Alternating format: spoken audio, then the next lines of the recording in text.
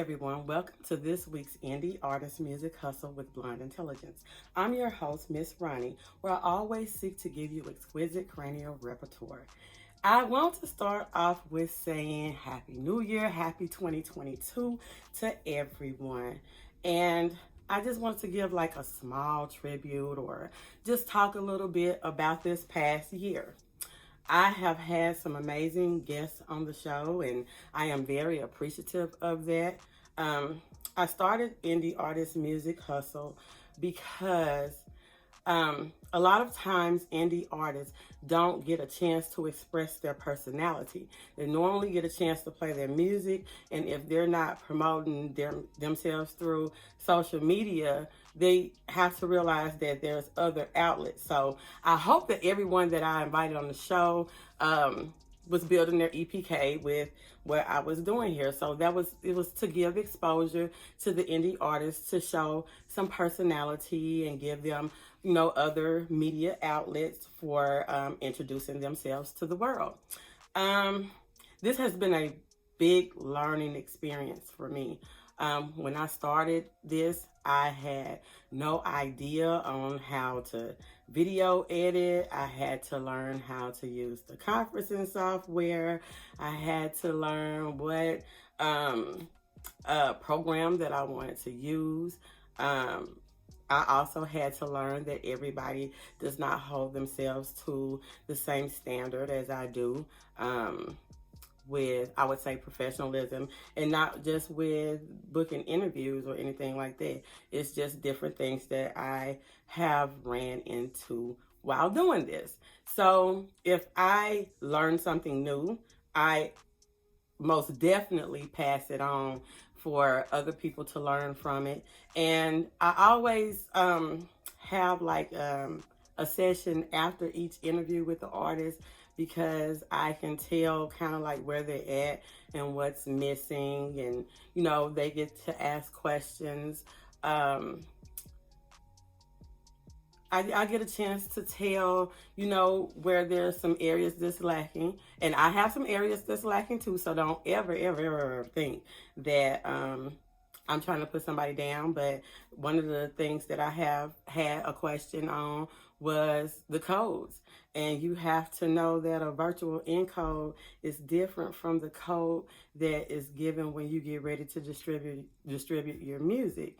So there's certain things that go in certain orders that some artists are missing. And if I listen to your music and I invite you on the show, I see something in you. And a lot of times is you would talk to artists and they would be like, well, this person got this and I can do this and I can do that. Sometimes it's the attitude and the ego. I had one guy that I interviewed on my show. His personality was like off the chain. He had like the most amazing personality, and when I listened to more of his music, I could see the personality in it. But just listening to the music alone, I wouldn't have known had I not got a chance to interview him. So that's like another reason, the exposure, to get a chance to know the personality of the artist. And one person that I would say that does that very, very well is Plies. Plies has like a personality that's out of this world.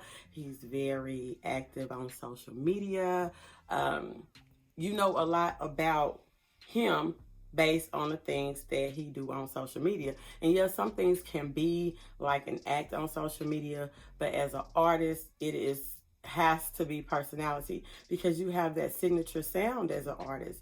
So when you hear these different components, it could be, oh yeah, I know, because he like this, or he likes strawberries, or she this or that. So to be able to also, with that personality, have people to recognize your signature sound as an artist.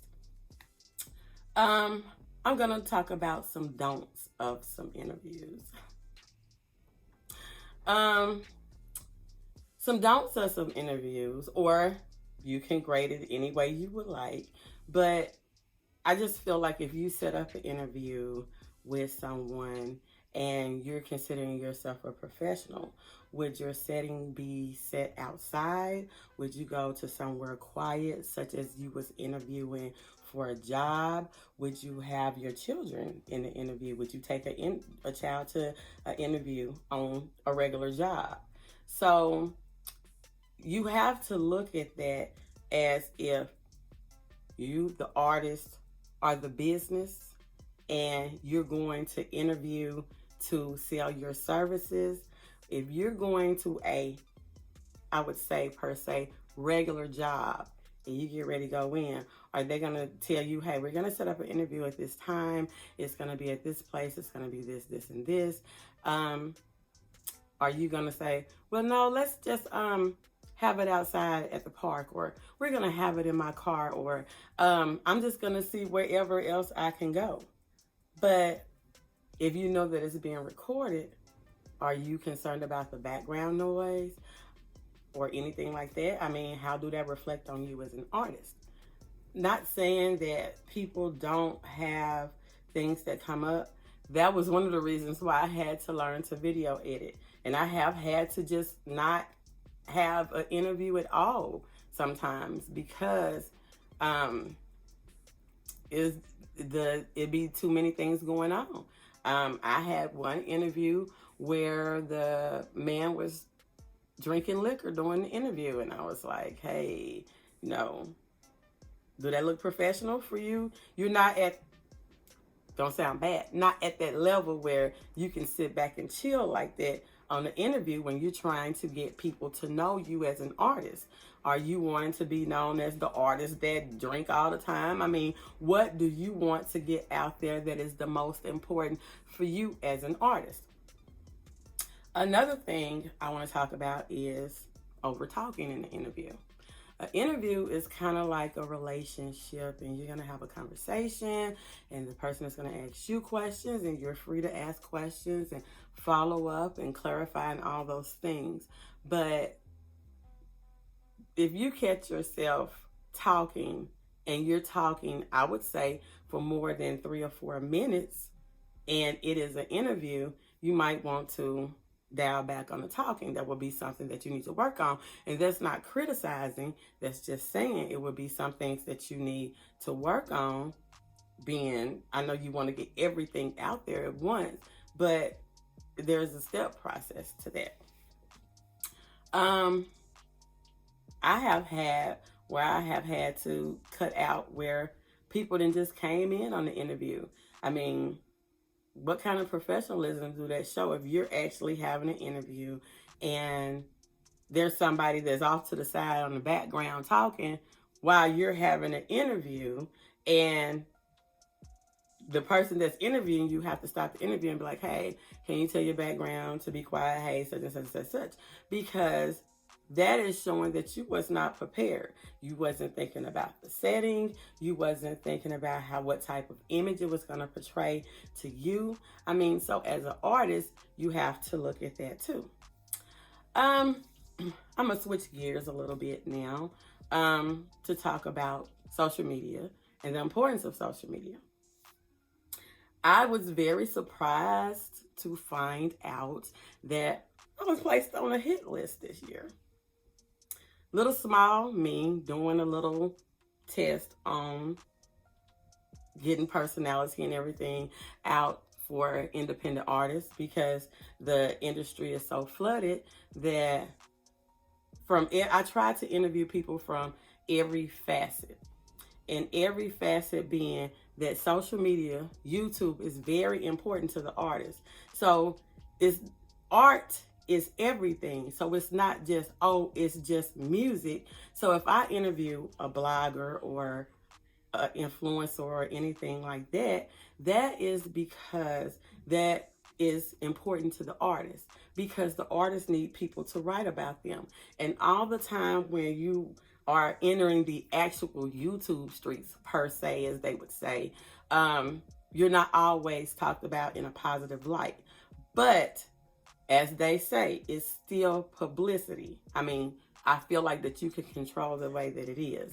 But I do want to say that I interviewed a young lady that is a YouTuber, and The reason why I wanted to interview her was because I felt like the way that she gave her commentary was very classy. And I said that in the interview, that she was very classy. She seemed, even if she criticized who she was talking about, it wasn't in a bad, derogatory way, the way that I have seen some others do. I feel like, at all times, carry yourself like a lady, no matter what you call yourself. But anyway, I like that about her, and she was telling some of her experience with the downside of being on the YouTube streets. So then I get a message that I had been placed on a hit list, and that I guess the hit list is to basically destroy whoever channel it is, or to go into their jobs and all of that and everything. So I am going to say, and I'm saying this to Miss Nosey Heaux, you do not have the power to try to destroy me. I'm a self-made woman. I carry myself like a woman. And when you do good, good follow you. I am more about quality over quantity. So if you think that you're going to call a boss or anything, you'll be calling me. You will be calling me. Because one thing that I have always learned, and this is what I was told, even when you have to work for somebody, when you know what you're worth, you know that you have put in your dues and you've done what you needed to do. If I don't like, excuse my language, if I don't like this shitty job, I can go down the street and I can work this shitty job. And if I don't like that shitty job, I can go down the street and I can work another shitty job. So I'm just saying that to let you know that you do not hold any type of power to do anything. Not put nobody in a jar, not any reporting, not any of those things that you do. Because the same way you know how to do reversals, other people know how to do reversals too. But I want you to be blessed, and I want you to stop trying to get ahead by cutting other people down. Because there's a gospel song that says, shake it off and pack it under your feet. And that's how you rise. You're going to get higher and higher. You don't have to do that, because while you're trying to dig, you might step back and fall. I think that's all that I really have to say, other than you can still catch the blog on www.blonde-intelligence.com. I've had some great guests. You can also catch the podcast on all podcasting platforms, and you can catch the show on YouTube and on Facebook. And I hope everybody has a very, very, very, very special 22. Happy New Year. Blonde Intelligence. I'm Miss Ronnie. Bye.